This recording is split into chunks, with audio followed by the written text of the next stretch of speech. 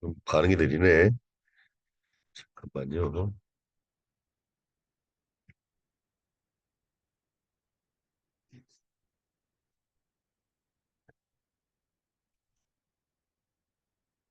예,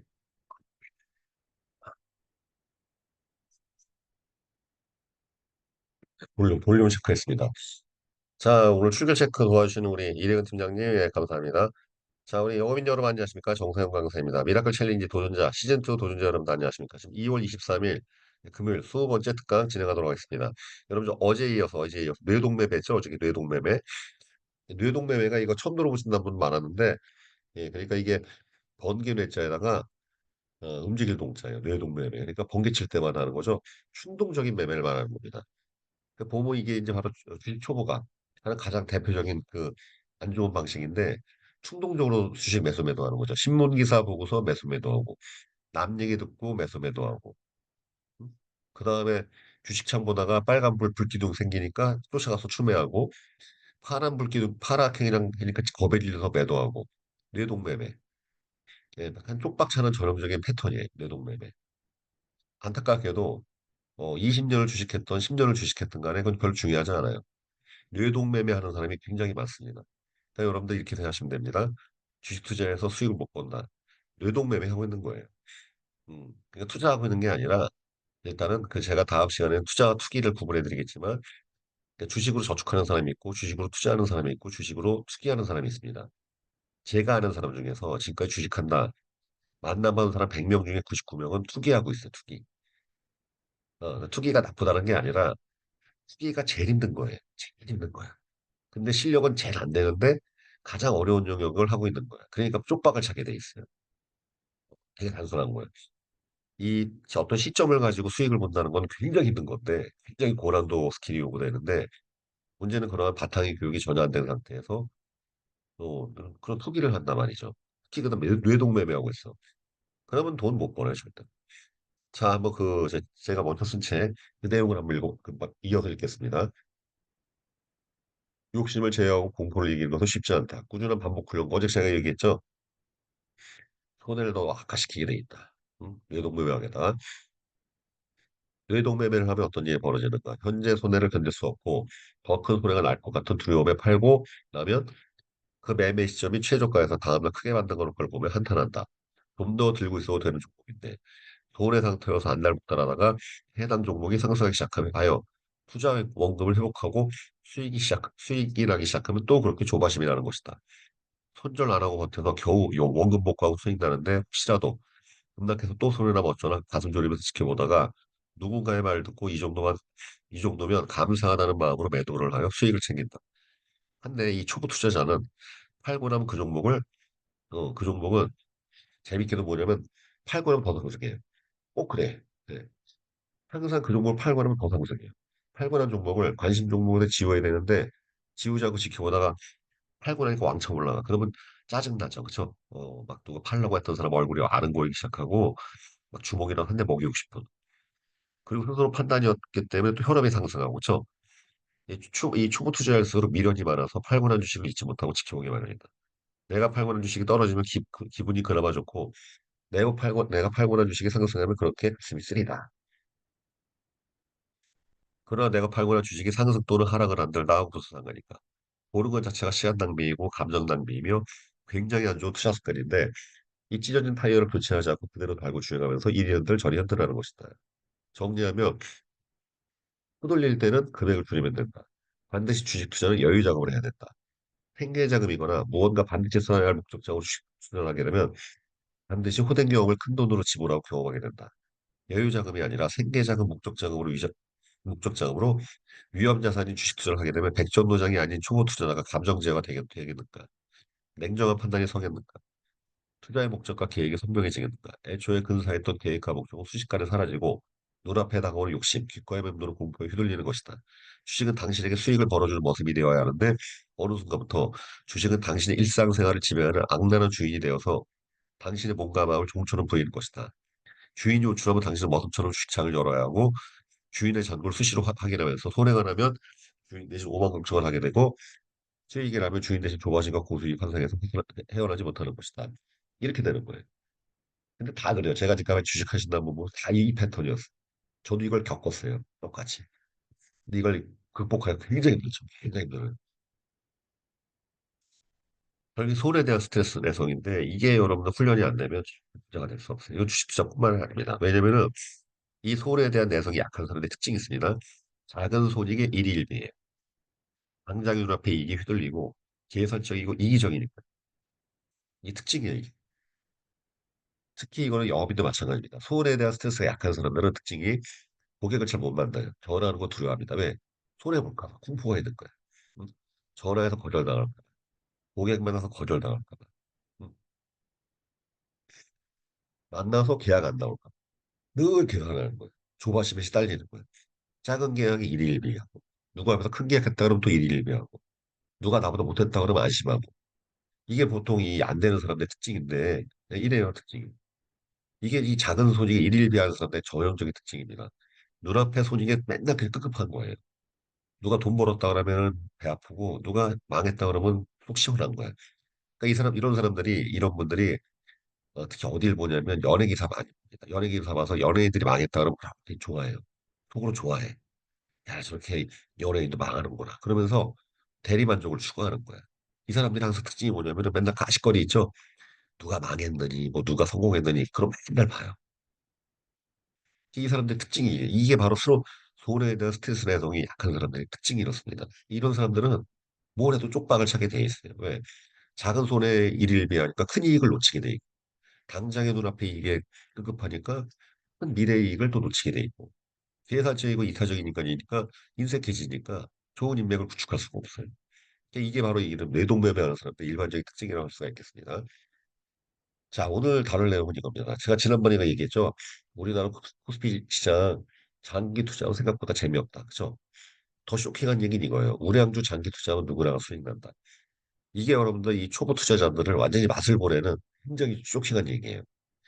우량주 장기 투자 누구나 수익 난다.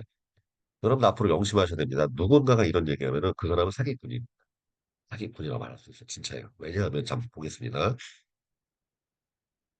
우량한 주식을 사서 오래도록 보유하면 성공한다는 이 흔한 말은 주식 초보를 이상한 곳으로 보내버리는 경원이기도 하다. 맞는 말이긴 한데 이 경원에 담겨 있는 진정한 의미를 실로 쉽지가 않다.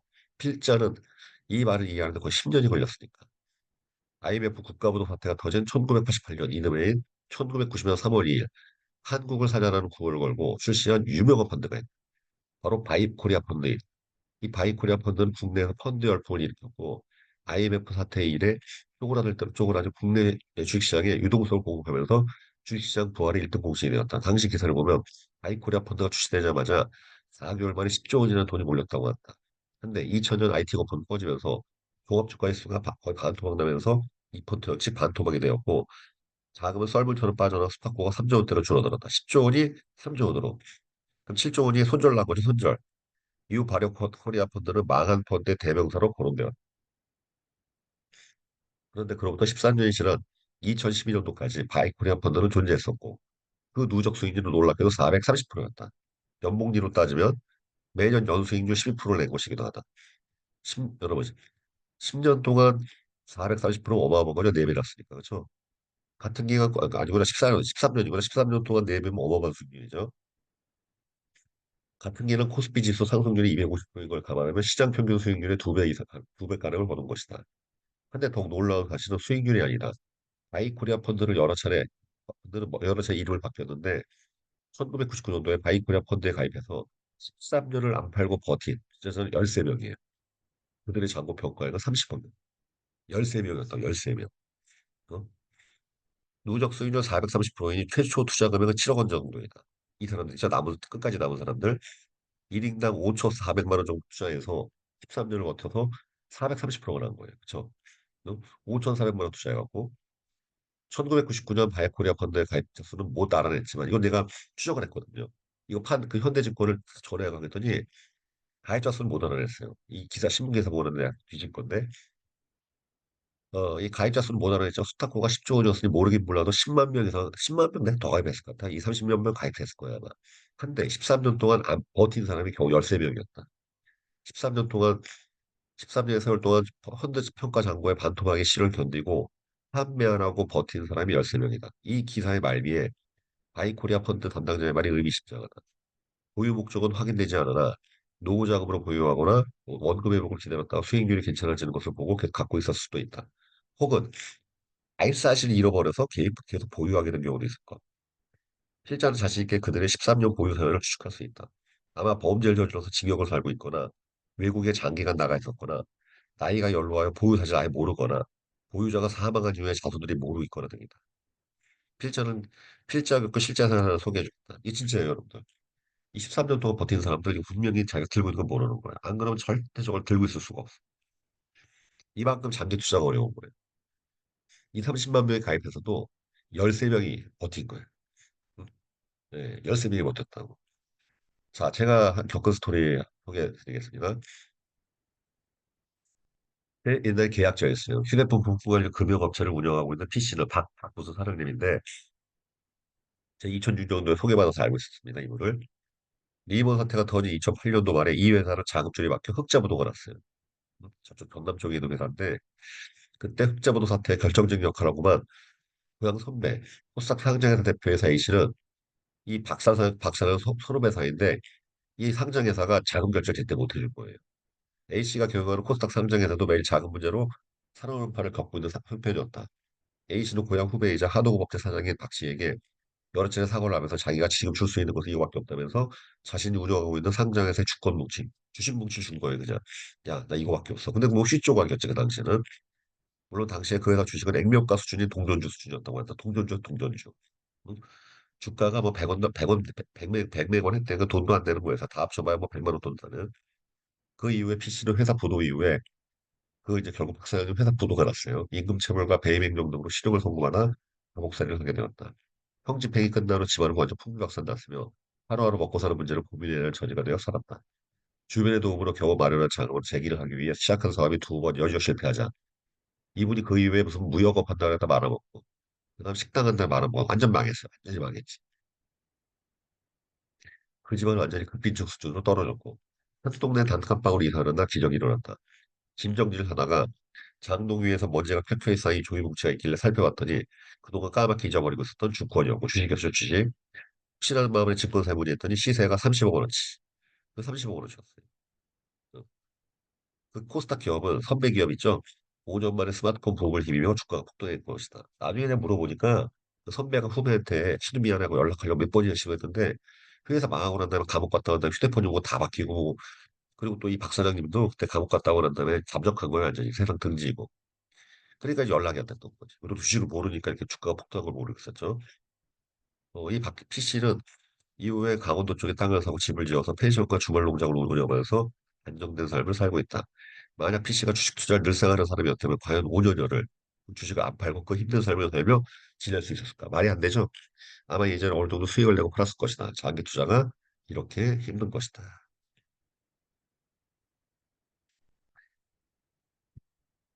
또 미래에셋 인디펀드 똑같아요, 여러분들. 인디펜던스 펀드하고 디스커버리 펀드도 2001년 2월 7월에 각각 나왔고 누적 수익률이 7년 만에 700% 났어요. 근데 중요한 것은 이것을 7년 동안 안 팔고 버틴 사람이 19명, 12만 명이 가입했는데 이거 제가 가입한 숫자를 확인해 봤거든요. 12만 명이 2001년도에 가입했는데 7년 동안 700% 수익을 내기 위해서 버틴 사람은 19명. 이 19명도 분명히 죽었거나 아니 해외 갔거나 감옥 갔거나 모르고 있을 거예요. 뻔해. 이렇게 되는 거예요. 결론적으로 말하면 펀드를 10년 동안 환매하라고 버티는 것 자체가 인간의 한계를 초월하는 기적적인 사건이라는 뜻이다. 알고서는 절대 안 팔고 못 버틴다. 까맣게 잊어먹고 있거나 외국계에 장기가 출국해 있거나 치매가 오거나 해야 이룰 수 있는 사건이다. 왜냐하면 사람은 본래가 본능적으로 오랜 기간을 인내하는 것에 익숙하지 않다. 주식이나 펀드 등의 장기 보유는 이러한 인간 본능과 끊임없이 투자해가는 정말 고된 역정이다. 이러한 기적을 연출했으니 수익이라는 것은 당연한 일 아닐까. 워렌 버핏은 한술 넣든다. 평생 보유할 주식을 사라. 그렇죠? 워렌 버핏은 안 팔아요. 50년씩 들고 있어, 50년씩. 50년씩 주식을요. 평생 들고 있다고. 이건 투자의 신이 할 수 있는 투자 방법이다. 네, 이러한 팩트를 모른 채, 사실을 모른 채 주식 장기 보유가 어떻고 저쩌고는 보유 주식 떠버리들의 이야기에 실자도 속았었다. 왜 나는 주식을 오래 보유하지 못할까? 자책감도 느꼈고 장기 보유를 하지 못한 나 스스로 보며 주식 투자에 자질이 없나 보다 평가하게 됐어. 알고 보니 실은 잘못된 생각이었다. 주식 및 펀드의 장기 보유는 일반적인 인간이 하기에는 너무나 어려운 영역이었던 것이다. 왜냐하면 인간이 수명이 이렇게 늘어나지 얼마 안 됐어요. 인간은 원래 본능적으로 단기적으로 했는데 인간 수명이 늘어나지 얼마 안 됐다니까. 100년 전만 해도 여러분 평균 수명이 30세 중반이었습니다. 그러니까 장기적인 계획을 할 필요가 없었던 거야. 그렇죠? 여기 뭐라고 중반에 나와 있느냐? 과학혁명과 산업혁명을 거치면서 일반 사람들 밥 한 끼 제때 먹을 수 있게 됐고 의학 발전 등을 통해서 일반 인생이 좋아지면서 인류의 보편적 수명이 획기적으로 늘어난 것이다. 그러니까 여러분 여기 맨 밑에 뭐라고 했어요? 누구든지 10년, 20년 계획을 세워서 하루도 빠짐없이 지속할 수 있으면 무엇이든 못하게. 뭘 못하겠어, 그렇죠? 뭐 10년 계획을 세우고 영어를 한다. 20년 계획을 세워서 영업을 한다. 어? 10년, 20년 계획 세워서 책 읽고 글쓰기 한다. 이 누가 성공 못하겠어, 그렇죠? 이걸 말하는 거예요. 자, 원래 반복이 가장 지루한 것이고 지겨운 것이면 몇십 년간 꾸준히 반복할 수 있는 인내심과 짐점의 소유자는 그 무엇이든 성공하는 것이 아닐까. 다시 한번 강조하지만 10년, 20년, 30년 지속하는 장기 투자는 인간이 가장 하기 힘든 투자법이다. 장기적으로 투자를 해서 성공하는 게 아니라 장기적으로 투자할 정도의 인내심과 끈기의 소유자이기 때문에 수익이라는 것이다. 이것을 명심하자. 그럼 아놀드 동생이 똑같은 얘기했죠. 저분 운동 30몇 년 했죠. 그러니까 대한민국을 대표로 트레이너를 했죠. 그죠? 저는 33살부터 지금까지 20년 동안 말하는 거 연습했어요. 말하는 거. 그냥 강사 됐잖아. 그쵸? 내 장담을 하는데 송현 팀장님이 작년부터 시작한 운동을 앞으로 10년만 해낼 수 있으면 굉장히 유명하신 분 될 거예요. 자신 있게 얘기했는데. 그만큼 어려운 거예요. 아, 뭐든지 한 가지 10년 이상 하는 거는 어마어마하게 힘든 거예요. 음, 예. 자, 그럼 이제 정리해 보겠습니다. 원래가 주식이란 것이 수익 나면 팔고 싶어진다. 원금 대비 2배 정도 수익이 나면 안 팔고는 못 빼긴다. 손해 나면 기분 상해서 팔고 싶어진다. 반토막 나다 원금 수준에 다시 도달하면 원금이라도 확보하려고 당장 팔아버리고 싶어진다. 큰 손해가 나면 생각만 나도 짜증이 나기 때문에 팔아버리고 싶어진다. 나는 주식을 안 되나 보다 하면서 체념하면서 팔아버린다. 횡보하면서 몇 년 동안 주가가 그대로이면 차라리 예금이 더 낫지 싶어. 작은 이자라도 따박따박 주니까 하면서 더더욱 팔고 싶어진다. 미치도록 팔고 싶어진다. 꿈속에서도 주식을 팔아버리는 꿈을 꾸게 된다. 정말 안 팔고 버티려 해도 인생사가 그냥 두지 않는다. 결혼 자금이 부족해서 팔게 마련이고 전세 자금이나 주택 구입 자금이 부족해서 팔고 싶어지고 이런저런 목돈이 들어갈 일 때문에 결국 팔아버린다. 안 팔면 잊어버려야 한다. 머릿속에서 지워버려야 한다. 주식 10년 보유하는 방법 실록한다는 방법이 있는데 어, 최소 2, 30년 이상 오래 버틸 종목을 찾아내서 주권을 찾는 건데 이건 지금 불가능해요. 이 뭐냐면 증권사 지점 방문해갖고 주식을 출고 요청하면은 주권을 줬어야 된다는 그래서 그거를 그냥 액자에 담아두는 방법인데 지금 안 돼. 몇 년 전에 이게 전자증권으로 바뀌면서 이제 출고가 안 됩니다. 그러니까 이 책을 쓸 당시에 이게 가능했었는데 지금은 아예 안 됩니다. 전자증권으로 다 바뀌었기 때문에. 자, 그래서 오늘 좀만 좀 일찍 끝내겠습니다, 여러분들. 자, 주식을 안 팔고 10년 보유할 정도 인내심이면 무엇을 해도 성공한다. 이거예요. 여러분. 그러니까 지금 앞에 얘기했어요. 이 얘기야. 우량주 장기 투자하면 누구나 할 수 있단다. 이거 되게 황당한 얘기예요. 이거는. 누구나 할 수 있는 얘기지만 누구나 할 수 없는 네, 단언컨대 여러분이 이 방송을 보시고서 모든 주식에도 올려 사고서 10년 뒤까지 보유하신 다음에 저한테 연락 주십시오. 제가 지금 방송에서 축하 인사해야 되니까 축하. 제가 전화할 거예요, 그분한테. 거의 불가능하다고 싶대. 난 지금까지 이걸 한 사람 못 봤어요. 진짜로. 만약에 우리 이 방송 보시거나 아니면은 도전자 여러분들 중에서 내가 주식 보유 10년 이상 하고 있다. 그러니까 여러분들 저한테 연락 좀 주세요. 제 실제 사례가 궁금합니다. 보험은 10년 유지가 되는 거예요. 보험이 아니면 돈을 못 모읍니다. 이걸 통해서 알게 된 거예요. 왜냐면 제가 보험 영업했을 때는 주식에 대한 환상이 많았죠. 그러니까 주식을 공부한 거예요. 공부하고 보니 환상이었던 거예요. 보험이 아니면 돈을 못 모아요. 제 결론은 그거였어요. 보험한 금융을 다 뒤져보니 보험을 많이 드는 사람이 결국 부자 되더란 말이죠. 가장 그때 알게 된 거예요. 재테크는 거북이처럼 해야 한다. 토끼처럼 앞질러 가다가는 결국은 함정에 빠져서 고꾸라진다는 걸 저는 정말로 배웠습니다. 뭐라고요? 재테크는 거북이처럼 해야 돼요. 거북이처럼. 안 그러면 여러분 쉽게 성공할 수가 없습니다. 영업도 마찬가지죠. 영업도 거북이처럼 해야 돼요. 운동도 그렇고 다 내가 보면은 결국 인생에서 중요한 모든 부분은 토끼처럼 하면 다 망해요. 거북이처럼 해요. 스텝 바이 스텝의 중간 과정을 생각하지 않고 단계별로 해야지 이게 뭐 성공하는 것이지 그거를 해내지 않으면 절대 이게 사상동강에서 무너지게 돼 있습니다. 필리핀은 똑같습니다. 거북이처럼 따박따박하고 인내심을 가지고 해야지 어떤 스킬이나 종목 갖고 한다 절대 성공할 수가 없어요. 굉장히 고난도형이라는 걸 여러분 알고 계셔야 되겠습니다. 네, 오늘 여기까지 오늘 10분 맞춰서 오늘 보통 제가 27분 정도 끝내는데 오늘 이 정도에서 마무리짓도록 하겠습니다. 제가 지금 목 상태도 그렇고 네, 지금 여기 또 방송할 상태도 좀 그러니까 자, 아무튼 여러분들 목소리가 코맹맹이 소리인데 여러분 잘 들어줘서 감사합니다. 오늘 20분 동안 그러니까 5시 20분입니다. 2월 23일 금요일인데 하여튼 여러분들 화이팅 하시고 지금 서울에 폭설 내리고 저기 지금 비 계속 내리고 있어요. 제주도 요즘 며칠째 계속 제주도는 지금 한 달째 비가 온다 그러더라고요. 어마어마하게 비가 많이 오는데 어제 그래서 뭐 항공기 연착되고 뭐 난리 났었어요. 서울에서 김포항 도착한 게 5시인데 여기 제주 도착해야 뭐 그냥 4시간 5시간 걸렸어요. 비행기 연착되고 기다리고 가자고. 네, 하여튼 뭐 고생스러워. 또 원래 고생하러 내려온 거니까 고생 오늘 열심히 하겠습니다, 여러분들.